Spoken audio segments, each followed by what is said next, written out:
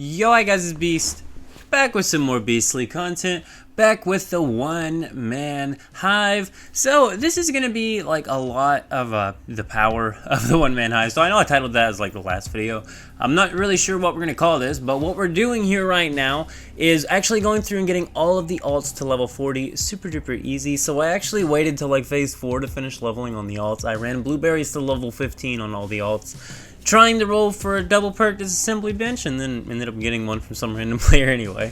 That's kind of like how Memetics rolls work. So like it's kind of better to wait for the 4th phase so that like everybody in the server that's already got perks, they can just, you know, play stuff down for you, and you can hunt for some of the more rare perks. Like for instance, I hunted for Spectral Cloak, but then I found someone in the server selling it for like 3k EL earlier. Like 100 of them. So yeah, I guess I can't sell them for 10k EL. But regardless, this is the process of leveling the alts. I showed those 4 items there. Go back and watch it. It will show you the exact materials you need to just have stacked up in your main account's base. You can then have those items and place them in your alts inventory, enough of them to actually make the basic supplies bench, the basic supplies bench, supplies and gear bench, and then also you're gonna have to make a furnace and a disassembly bench. That is all you're gonna have to do before it asks you to teleport to Deadsville. Upon teleporting to Deadsville, the actual thing that's gonna happen is it's gonna run you through a talking quest log from Mary to everybody in there. It's super duper easy to do. Just run through there, spam F, spam the space bar, get those conversations done real quick, and they'll let you unlock the motorcycle for free as well by doing this. And it unlocks commissions, which is how we are actually going to be leveling these alts here today. So all we are doing is getting the accounts on. We go through and we run through the welcome back quest line. That is the task you have to complete in order to unlock commissions. That's all you have to do. It's just placing down a furnace, placing down a disassembly bench, claiming a journey task. It's then going to ask you to go ahead and disassemble some stuff. After you disassemble some stuff, it's then also going to ask you to go ahead and place down a primary and a normal supplies bench. And bada bing, bada boom, you're going to have commissions unlocked. Once you actually finish all commissions up to the 4th phase, you can actually get to level 40 like 4 off of all the way to phase 4's commissions. Granted, you were already level 15 on the character, which is super easy to do via the blueberries method. But as you can see here, we were just absolutely flying through these. It is so quick. I think the quickest I did it in to get someone from level 15 to 45 on one of the alts as I was leveling it. This was the last one to do. We don't actually end up finishing all the commissions on this. I actually think this is the only alt I have left to level up. But I'm kind of done with the memetic specializations that I'm mainly worried about getting right now. We have some things done now. We have the large refineries placed down. We're really needing a bunch of water pumps, which is going to require a bunch of standard parts. We will get on into our solutions for standard parts and all the other parts here in a bit. We do have all the paper dolls, as you've seen. Here is our smelting array. I wanted to show this. So this is 3 4-perk furnaces set up with 3 of the frog flame guys. You know, with maximum perks, they have all their little decorations, I do believe. Maybe we're missing like power, because we need to get power built on this side of the facility. Once again, power generators aren't even done yet. But this is a super duper fast way of smelting a ton of ores. I use this for like a primary smelter sort of setup here.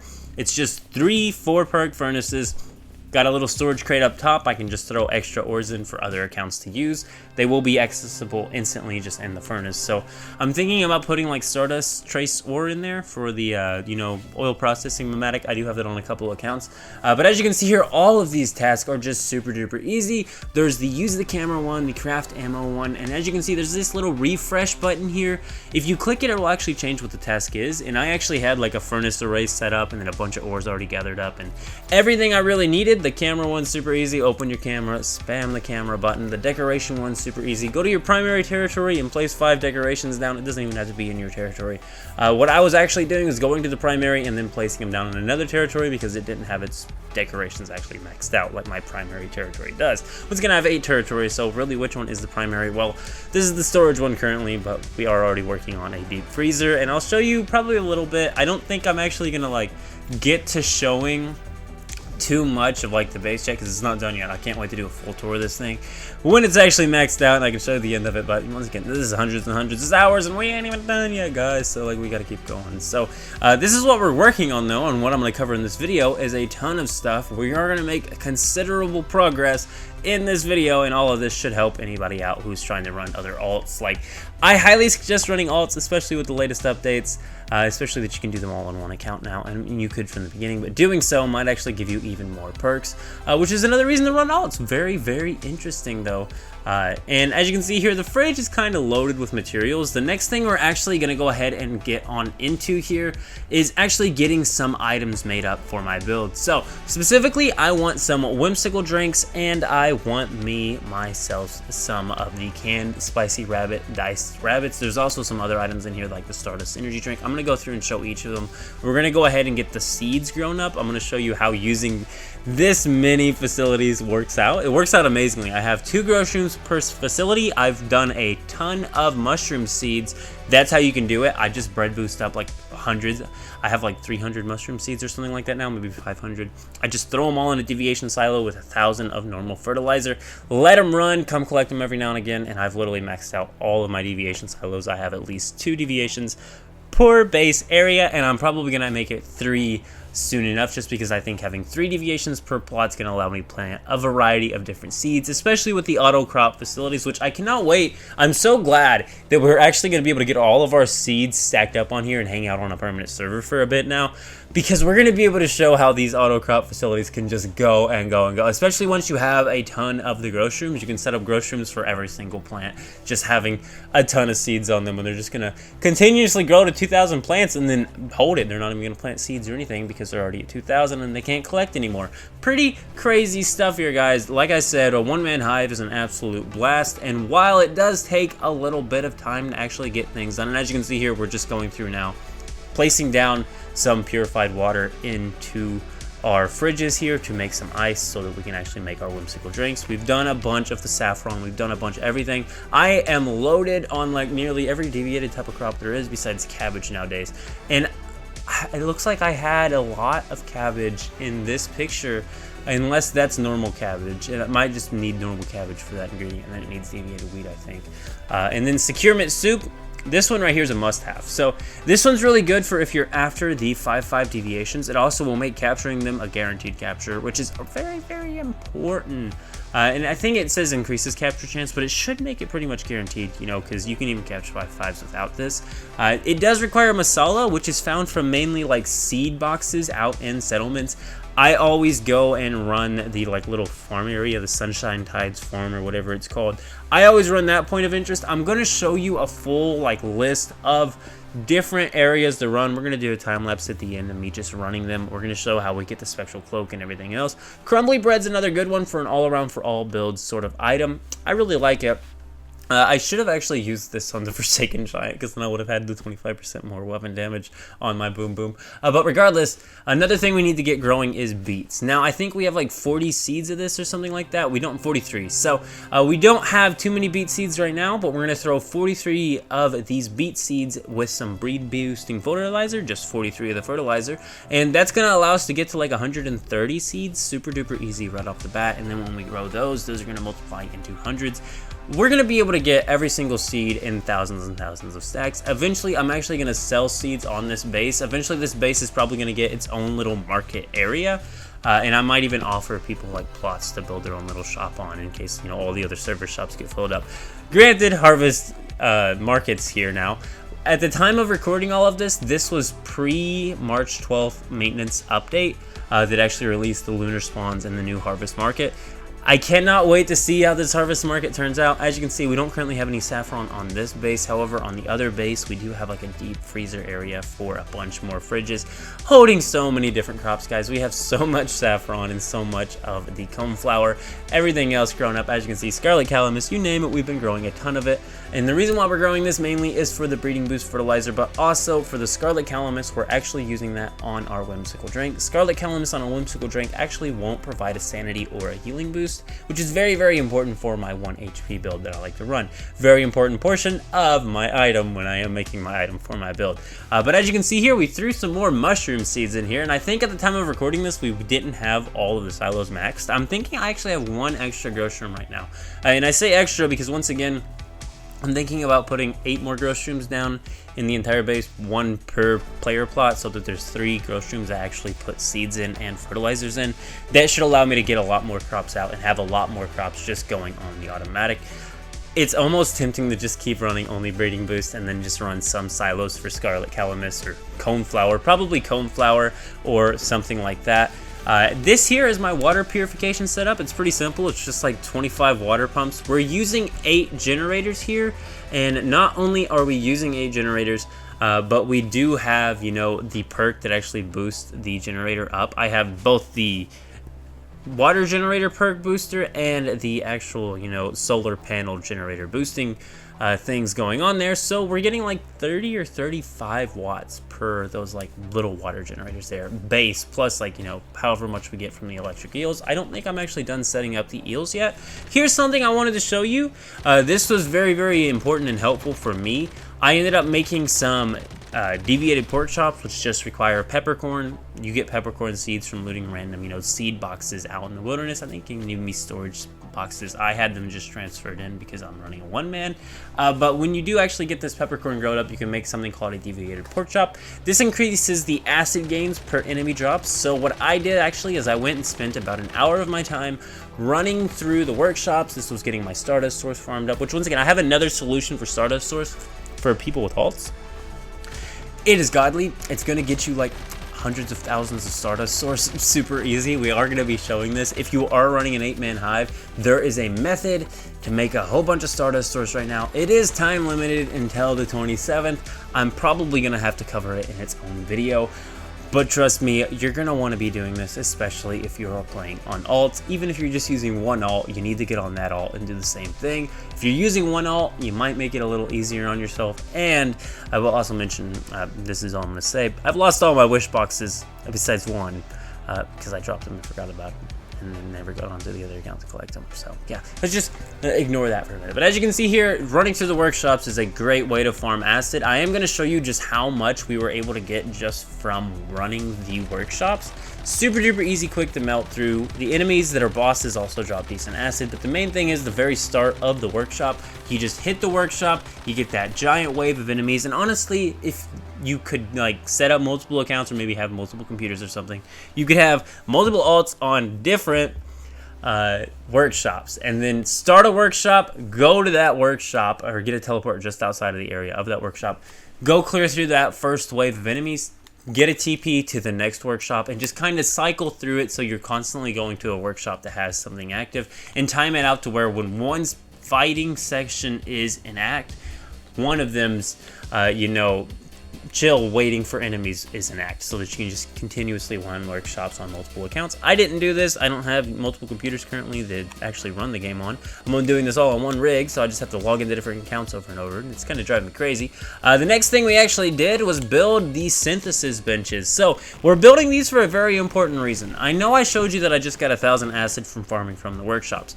Great thing to do, especially earlier on in the earlier phases. However, once you get your alts actually leveled up and you've gotten, or you just get lucky even on your main, there's a couple different perks. So first of all, I got the mimetic specialization for the Spectral Cloak, so I made a mass, as many as I could. I spent 2,000 electronic parts making Spectral Cloaks just a bit ago on this account, just so that I could hand over a bunch of Spectral Cloaks to all the accounts, because this is going to get on into the point of interest farming locations and why we are going to be going to do those with Spectral Cloaks and a few other items we're going to be using. I'm going to show you the full item set I use when I go and do these loot runs and plan on using. I do still have to grow some crops for the movement speed boosting food item, but regardless from that, the other mimetic specialization we have is the one where you can actually convert energy links and what is, you know, the little yellow ore all the way into acid. It does take like 8 hours per stack, but you can get thousands of acid a day logged in. Just the only cost is energy links. So what I went ahead and did is place the vending machine down here.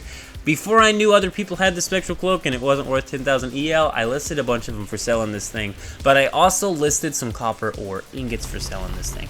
1 copper ore ingots cost 10,000 energy links. That should keep any other players from actually coming in and buying them. And if they do, then it seems like a donate button to an acid farm, because that's pretty much what this account has become now. This alt right here is probably just going to be an acid farm. I'm not actually sure how many alts I plan on like playing on the daily once we get to the point of interest runs entirely. We'll see how many we have time for. Honestly, it's probably just going to be however many we get through and then we're done sort of situation, because once again, everything is saved to the base. Everything's on the base. The alts are just the ingredients. This is a one-man hive, and the key thing to note here is the base itself is the hive. The accounts are just like the pawns with different ingredients that they have from the nomadic specializations and everything else. But as you can see here, there's thousands of acid. I've already collected from it a couple times on my like 4,000 acid or something like that. Well, I was, and then I made a bunch of ores, but we now have a few thousand aluminum parts, or aluminum ore ingots and tungsten ingots. So, you know, trade-offs. You gotta make your stuff. You need acid for reasons, and yeah. So as you can see here, this is what I'm talking about. This is gonna get you a ton of Stardust source. This is also gonna help you with getting mod conversion unlocks done. You need to be putting all the controllers you get, unless you plan on running silos before the 27th. Just remember, by the 27th, even if you have to just spend a whole day sitting there doing nothing but putting controllers in wish boxes, you can put 10 of them per wish box. You can just put 10 in and go all in a day. You don't have to fill all the slots or anything. It's going to give the same amount of mod boxes, but these are pro mode mods, and getting them, if you get them 3 times, will unlock mod conversion slots in the mod conversion system. This will allow you to craft pretty much any mod you need, and if you're trying to hunt for attributes, this is a good way to do it. This will go ahead and hand you the unlock for the mod so that you can then go in here, do mod conversion for 20,000 energy links apiece, and try and roll for a 2 attribute mod that's boosting, you know, what you need. For example, elemental mods or status mods, elemental and status damage all the way, slash, you know, power surge if there's specific ones like the mask or something like that. So the next thing I'm gonna mention is the farm location for H37 Silo Alpha. So I'm not sure on how much of this we're going to show. We should be going to run some of this, though. I do believe I've removed a good portion of this. But once you get to the teleport tower for Alpha, it's actually super duper easy to get to the silo itself. It's literally just down the road, and since we're doing a 1 HP build, let's go ahead and hop in our 1 HP car and go ahead and get the Silo Alpha. That is how close it is. I'm not even worried about driving in a 1 HP car right now. That being said, I'm kind of tempted to just make this my new thing, where I drive around in a car that just has 1 HP and try not to wreck it. I might have to drive a little slower, but honestly, it's a blast, and I really like the visual effects of my car being on fire. So go ahead and start Silo Alpha. The reason why we're in Silo Alpha is there's actually a side boss in Silo Alpha. What you're going to have to do is just run through the entire silo, and then you're going to get to this little side boss here. So when you get to the main area to like go to the main battle, if you take like a different turn, it's super duper easy to do. Left side is the primary boss. Right side, there's another door, and go through it, and it'll be this boss. You will need a power surge weapon or shock of some kind in order to actually activate the 5 little spinny things in here. They require electricity to activate. But once you do activate them, you kill this boss, and there's a chance for an H37 to just spawn in here. It will not be accessible from the thing that costs controllers, so you technically don't even need to be spending controllers. However, as we're doing it on Pro, I want the mods anyway, and I like mod parts, so yeah. Now, that being said, I've only gotten like 7 farmed. I want like 30, so I have a long way to go. And Silo Alpha is not exactly the most friendly of silos to be playing. There are lasers, there are claymore mines that if you don't fall the right way, you can blow up on. But let's go ahead and get on into the point of interest. This here is Blackfell. I'm gonna go ahead and let this time lapse out, and I will see you when we are on to the next location. I'm just gonna hit the best chest and show them on screen in time lapse mode so that hopefully you can see where all the loot is in these areas, and we'll cover the next one once we get to it. Here's Blackfell, let's go. We're not gonna cover the whole thing of Blackfell. I think it's pretty known, but yeah, let's go.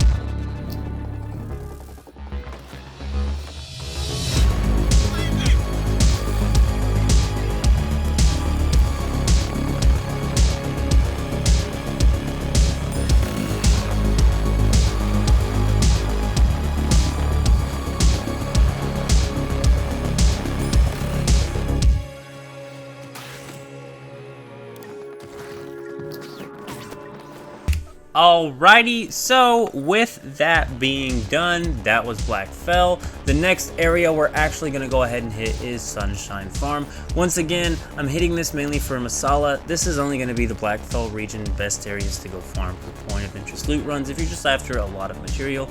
This is decent for electronic parts, but once again, it's all these seed boxes in here that will give you Masala that we are mainly after here. We are going to hit the best boxes so you know where all the boxes are, but time-lapse mode, let us go.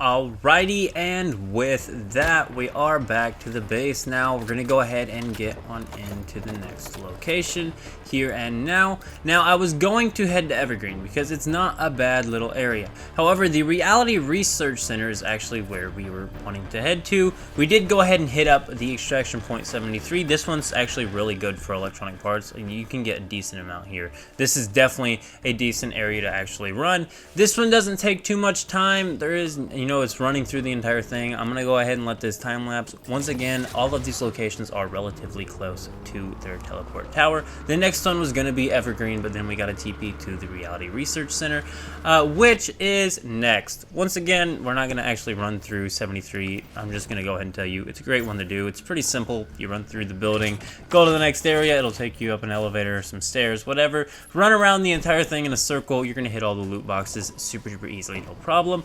The next area we're actually going to head to now, though, is the Reality Research Center. And that is because it's only like 300 meters away from the teleport tower. You literally just got to drive down this little area here and then jump off the cliff. You'll be able to land into the first building. You just kind of got to visually look from this cliff. You can see all the buildings that there are. You're just going to want to run through all of them. All of them will be containing storage containers that will be dropping electronic parts, provided you have electronic grabbers, which once again, you're going to want some electronic grabbers. So we use the Stardust roulette soup or whatever it is. It's like silver can looking thing. That gives us a movement speed boost, and then we're using the Stardust energy drink for the double jump. We're using spring legs as one of our whims. The next one is featherweight for the carry weight. We also have tier 3 backpack expansions installed and available for the other accounts when we actually get to that. I think I need to go craft up some more backpack expansions still. However, we have all the stuff we need. We even have load handling, so when we need to go log gravel, logs, shellfish, rock, whatever we need to go mine, super duper easy, no problem. I'm also thinking about making like a mobile sort of truck. I'm going to build it with stone reinforced walls, of course, and I'm just going to take it to places when I go to mine or gather a large amount of materials I can farm for hours at a time. That way I can just throw them all in a chest, go back and have my full movement speed again. I think having a slower movement speed is actually going to make it where you harvest like less materials and everything else. So it's nice if you have a truck there, you can just throw your stuff in. Like the car with 8 slots, except for 64 slot crates and a truck. So we're going to do both types of trucks. We're going to do all the different vehicles. Being that we're on a permanent server now, we'll be able to do that. We'll be able to use the vehicles and actually show the use case of them, and hopefully we'll get some nice content out of there. The next thing we were doing here is just kind of going through and showing what we got from the runs. As you can see, 227 electronic parts. That was all from this run for the most part. I didn't have any before then. I had like 20 because I used them all for like, you know, just building lights. Just, you know, the 3 different colored lights. That's where a lot of my electronic parts went to. And rubber, as a matter of fact, on toys for a lot of deviations for their 3 perks. But as you can see here, backpack expansion, super duper easy. We have all these materials stacked up, and that is currently the progress of the hive. Like I said, this video is days and days, and I've been working on this hive since the last video, like non-stop as much as I can. But I am out, guys. Hopefully you enjoyed it. Let me know what you think of the one-man hive, and I hope to see you in the next video. But I'm out. See you. Keep it beast mode.